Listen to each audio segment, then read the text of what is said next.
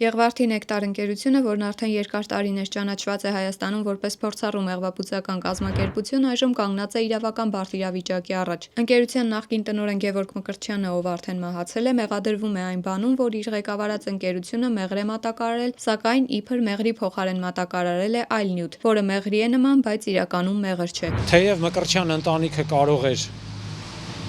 մահացած լինելու հիմքով տալ համաձայնություն, որպեսզի նրա նկատմամբ քրեական հետապնդումը դադարեցվեր կամ ընդհանրապես չիրականացվել, բայց Մկրտչյան ընտանիքը չի համաձայնվել եւ մենք դիմել ենք, որպեսզի գործն ուղարկվի դատարան եւ ըստ էության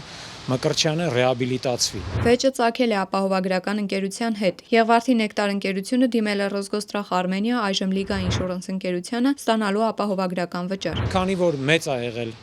ապահովագրավճարը, Ռոսգոստրախ Արմենիա ընկերությունը հրաժարվել է այն վճարել, բնականաբար դրանից առաջացել է վեճ եւ դատական կարգով Եղվարդի Նեկտար կազմակերպությունը դիմել է դատարան այդ ապահովագրային վճարը ստանալու համար։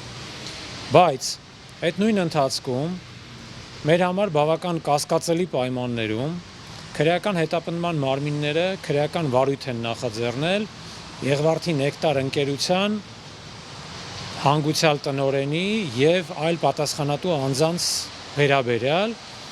եւ երբ արդեն քաղաքացիական դատարանում կազմակերպության հայցով ընթանում էր քաղաքացիական գործը, նույն ընթացքում ստեղծելով արհեստական ապացույցներ, որ իբրև թե առաքված մեղրի փոխարեն եղել է այլ արհեստական նյութ, Եղվարդի Նեկտար կազմակերպության նախկին տնօրեն Գևորգ Մկրտչյանին մեղադրանք է ներկայացվել եւ գործը մեղադրական եզրակացությամբ ուղարկվել է դատարան։ Պաշտպանական կողմի խոսքով կան ողջամիտ մտահոգություններ, որ քրեական վարույթ նախաձեռնելու, ապա նաեւ ընկերության տնօրենի նկատմամբ քրեական հետապնդում հարուցելու հարցում եղել է ոչ իրավաչափ միջամտություն։ Այսպիսով ընկերության փաստաբանները չեն ընդունում մեղադրանքը եւ պահանջում են, որ գործը արդար դատաքննություն անցնի։